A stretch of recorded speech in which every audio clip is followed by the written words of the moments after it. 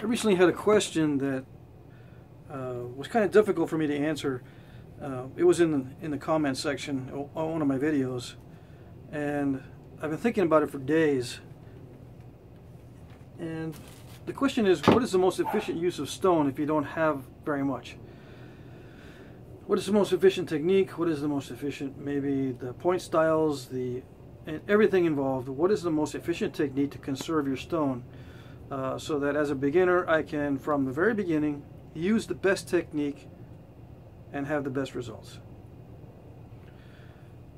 Well, it seems like an easy thing to ask and to answer, okay, but it's actually not. It's one of the most difficult questions to answer in flint knapping, other than where to find the stone, how to conserve it, okay?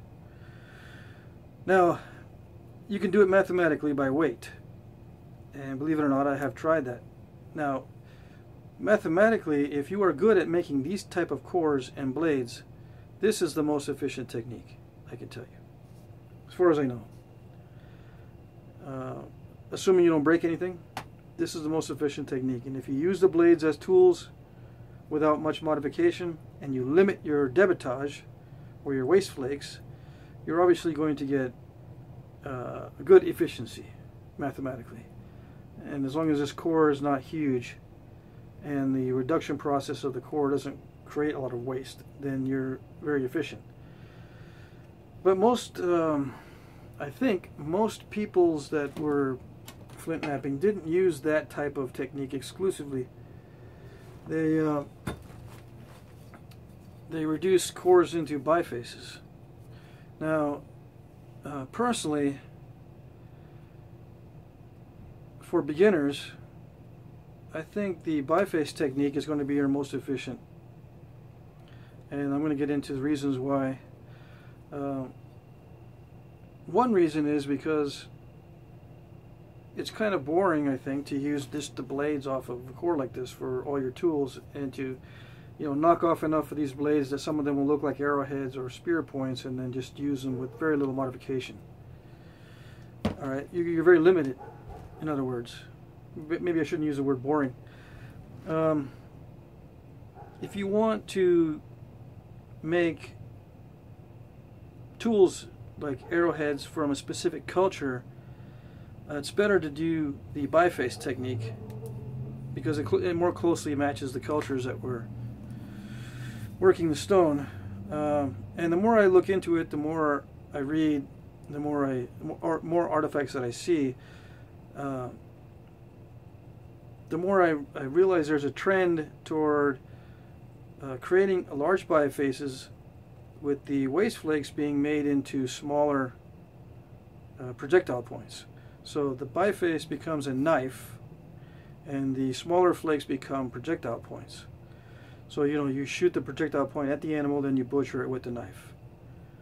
And I think the more experience I get, the more artifacts I see, that tends to be the case. Even though a lot of archaeological texts focus on the projectile points, there is also corresponding bifaces, and usually, well, maybe not usually, but many times there's also knife shapes, or large biface knife-looking type shapes, along with the smaller projectile points. And as time goes by, in the archaeological record in the Americas, arrow points or projectile points tend to get smaller and smaller, and these knife blades tend to get bigger and bigger. So I think the trend was to refine these bifaces down and then use the debitage as your projectile point. Okay, and I had a request to reduce some dacite, so I'm going to try this. This has got, it might have a seam in it. I don't think that's a seam, but I think there's one here, and there's some weird stuff going on there. I'll see how, I'm going to try to make a big biface out of that using aluminum. So as a beginner, I think your best bet is to either obtain large bifaces or look for spalls that you can make a biface out of, and then your waste flakes from the biface can be used for your projectile points. Okay. Believe it or not, I thought about that for a long time to come up with that one. Alright, so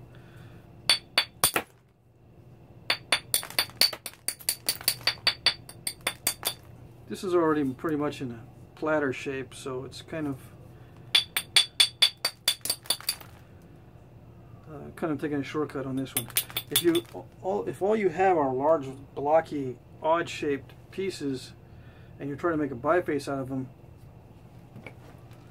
use the centripetal technique as I showed before in a previous video, and take off flakes going toward the middle. It'll give you these waste flakes that you can make your projectile points out of, and then you'll end up with a platter like this. And you can use a level de Watt technique to skim off. You know, once you get it napped around the edges, you can hit a large piece off the face on both sides, or maybe even just one side, and end up with a pretty flat preform for your knife blade. And that's the most efficient. Large, bold flakes, and with a large, like flattening flake sometime in the process to get it flat, and then you can work it into a biface, a knife blade. Yeah, that one, there was some issues in there. You could kind of tell by the tone. It started to, at first it was when I was hitting it, that tone was higher, and then it started going lower, and you can, that was because this crack was opening up. But I think I can still get a good biface out of both of these pieces. So there was some issues in there in this dacite. It's very easy to chip. I recommend it for beginners. I get bored with it pretty fast. It's a lot easier to clean up than obsidian, because obsidian is glass, obviously. This doesn't give you the same kind of nasty little shards of glass or obsidian that can really be difficult to clean up. Okay.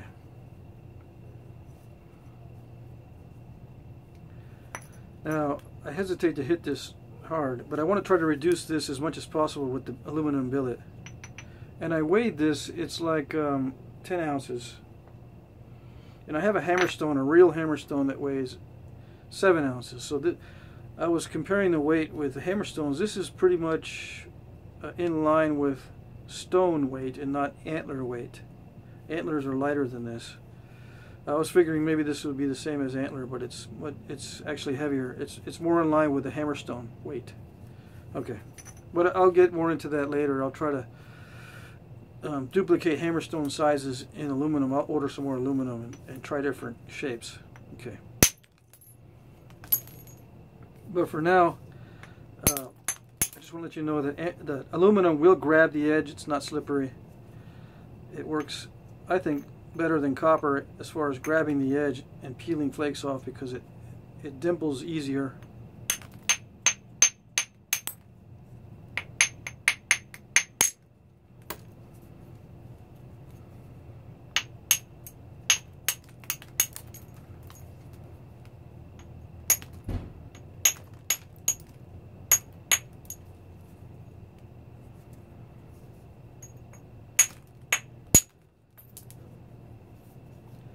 And I really don't like grinding very much,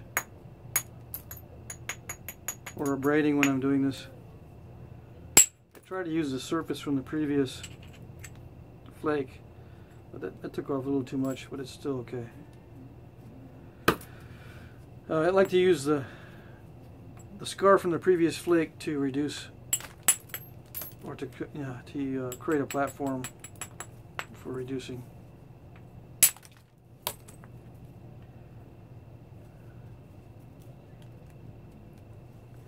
Still kind of nasty in there. Let's see. Now I could have weighed this ahead of time.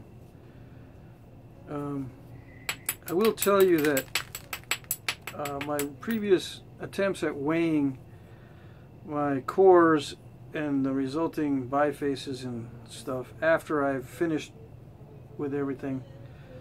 The usable stone is like between 5 and 7% of what I started with, which seems like a very small amount.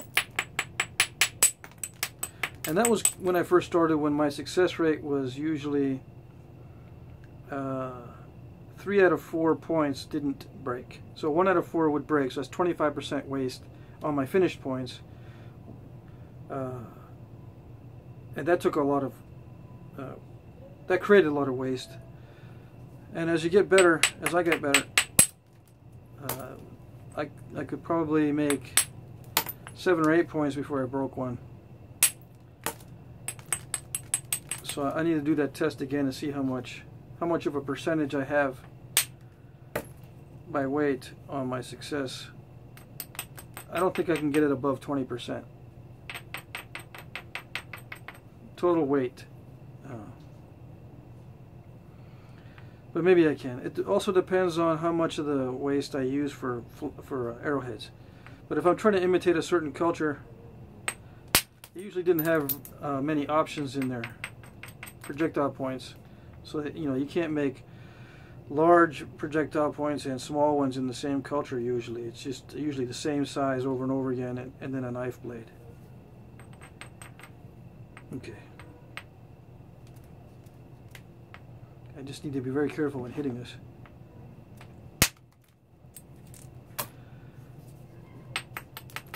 And these platforms can be sharper with dacite. You don't need to hit it very hard, so you don't need that real strong 90 or that angle close to 90. You can hit a delicate edge with this and it'll knock off a flake very easily.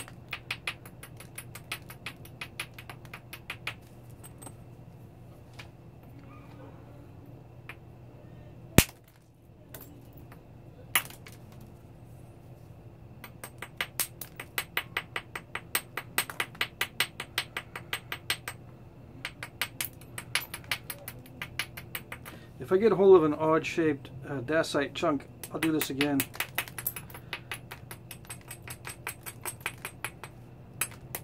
It's pretty easy to get a hold of this stuff, so I'll probably do another one like this with a big, chunky, odd-shaped piece.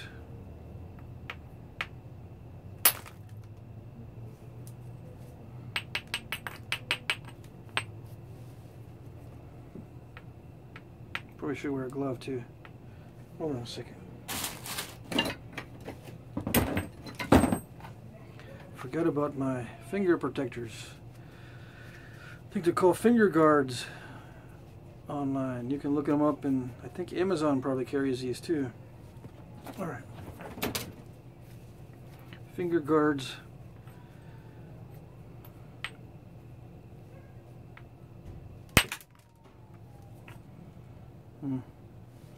I cracked that platform. Let's see. So it does behave quite a bit differently than regular stone. What I meant by crack is it didn't crush it. It just kind of sent a flake off in one direction, and the other direction it kind of stopped, and it created a little crack. I think the platforms fracture differently on this type of material.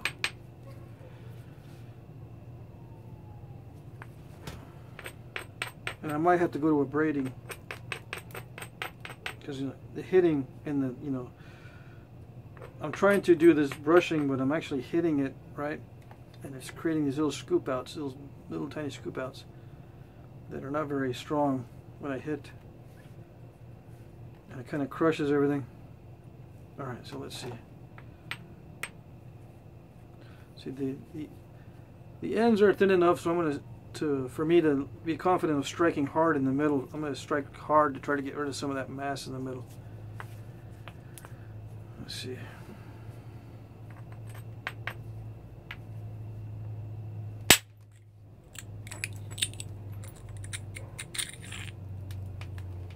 Now this is the type of flake you need for your projectile point, so that's where the efficiency comes in. These other trimming flakes, and shaping flakes can be used also, but usually you need to have a pretty substantial piece.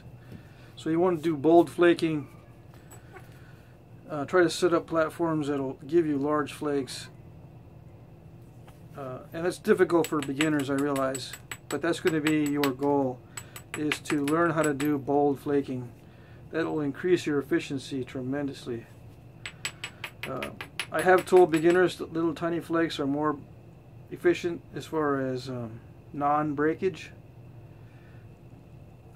100 little teeny flakes are better than 10 big ones as far as not breaking it. But if you want to be efficient, you have to learn how to do the 10 flake method instead of the 100 flake method, if that makes sense.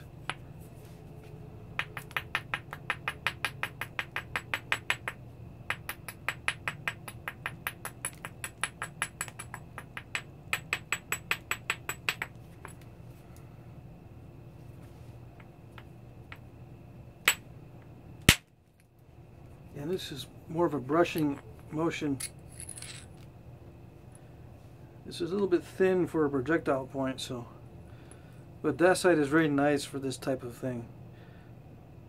As long as they're not really curved, you can make an arrowhead out of that. So those are right next to each other. And I'm going to go down and see if I can get another one off of this ridge here.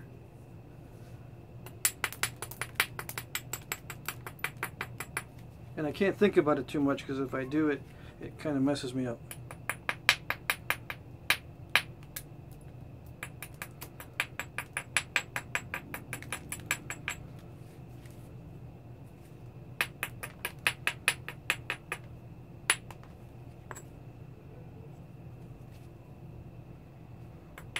I don't know.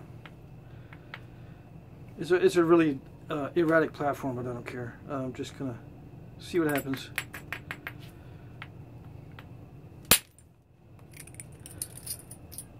Yeah, a little bit thin, or a little bit small, but it's still not bad as far as shaping goes. And I hit on an area that probably shouldn't yield good results, but I think I got lucky on that flake. Okay. Alright, let's see. Still got plenty of mass to work with on the other side, so I'm going to take some more bold flakes.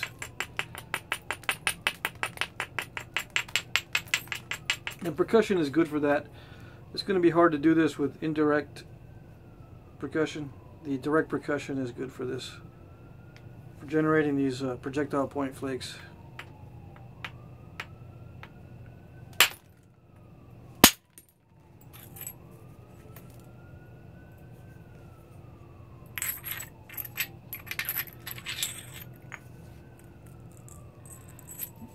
Now, there's some guys that get really good and they can, get pretty consistent in their size. These are kind of random, but if you get really good, you can predict the size of these. That's a little bit small, but it's still very usable.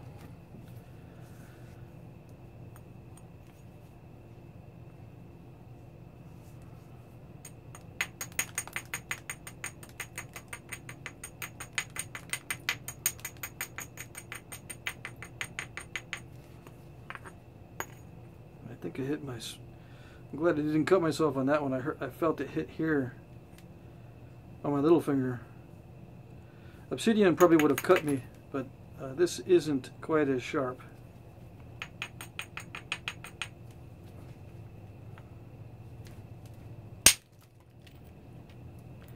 That one did dig into my finger there.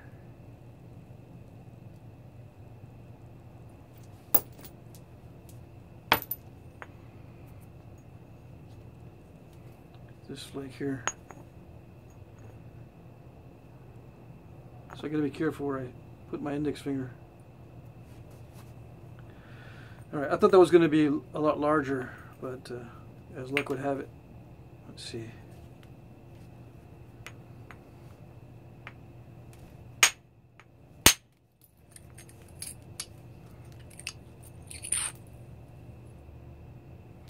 Pretty flat.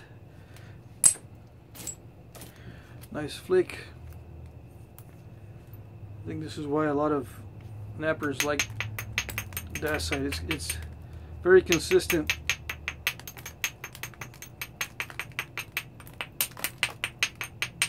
I mean, I've seen some that has like ash voids or whatever in it, but this one doesn't seem to have those, although it does have these weird cracks. I'm going to switch over to indirect.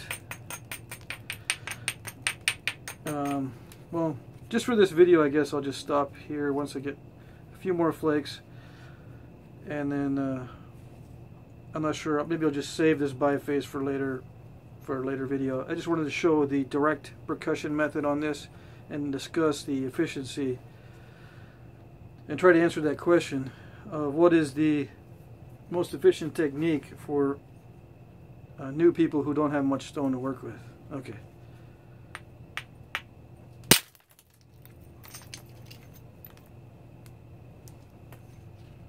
It's getting kind of down to the danger zone of percussion. Like I might break it by accident. So these flakes are getting smaller and smaller, of course.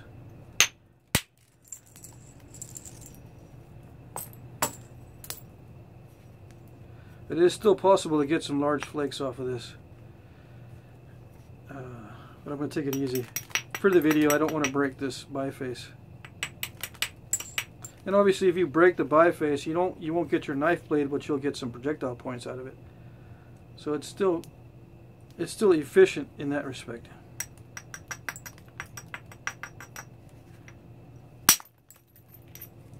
Yeah, these are kind of small.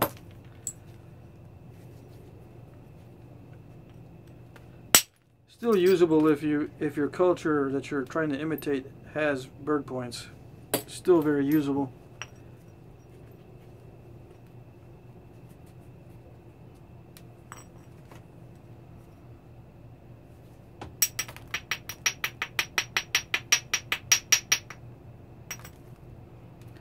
I'm getting the flakes inside there. Let's see. Yeah, from here I usually use indirect percussion because it's getting kind of thin for taking risks.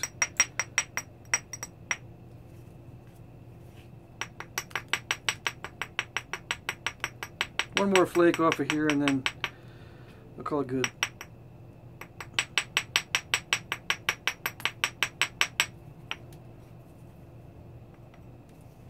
And the angle is going to be right here. You can see these platforms that I'm creating. I hope you can see. They're pretty sharp. They're probably I wish I could guess on these angles, but they're not close to 90. They're pretty acute. Maybe 75 degrees or something. I don't know, but they're pretty sharp. Maybe this is a better. I would hit that too there. Well, maybe. It does crush when you have a very sharp platform. It's definitely not as steep as some of the tougher stone because you don't need to hit it as hard. Okay, let's see. There does seem to be a seam there, so I got to be careful about how hard I hit on the end so I don't break it in half. All right, let's see.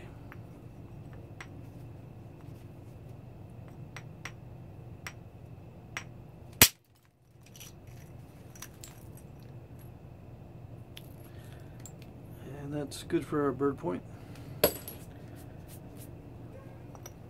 Okay, so that's as far as I want to take it with direct percussion. I mean, I could probably still do a little bit of it on the tip. See, 24 minutes. Let me do that.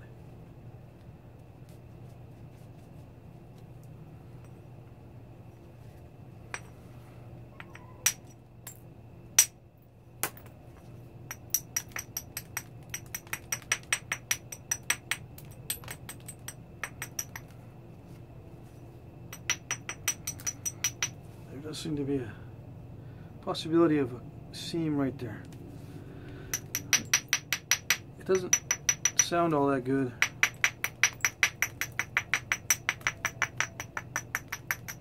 And I can't remember if dacite has a ring to it or not. Let's see.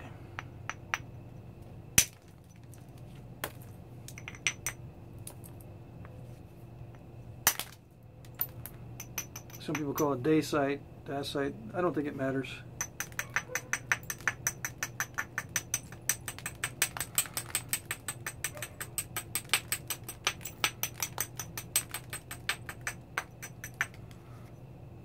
Trying to move this edge closer to this lump here. So I'm just brushing it. I'll hit it harder if I can try to send a flake in.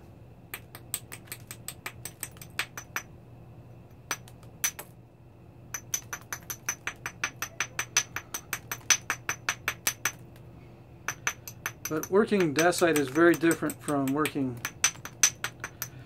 tough chert. It's similar to heat-treated chert,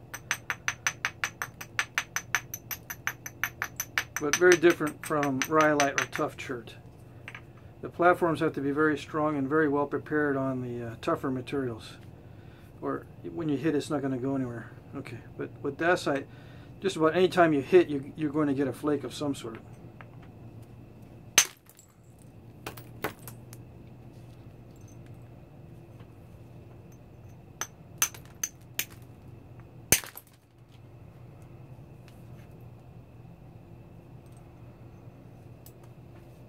Okay, so that's good enough.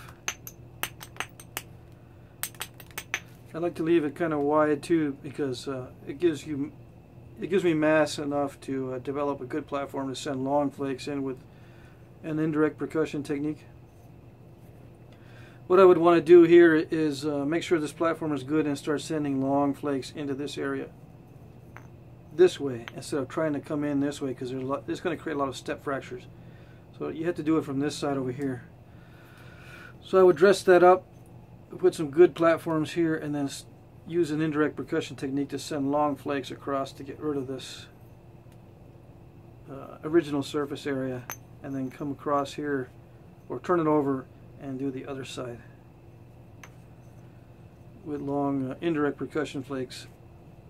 But at this stage I'm not going to be generating any more little projectile point flakes unless I get lucky and see a good opportunity to remove a large flake. I don't think I can get any more projectile point flakes off of this unless they're very tiny bird points. Okay, so I'll save this. It's getting kind of late. I might do another video on it soon to finish this out, but that's it for now. Okay.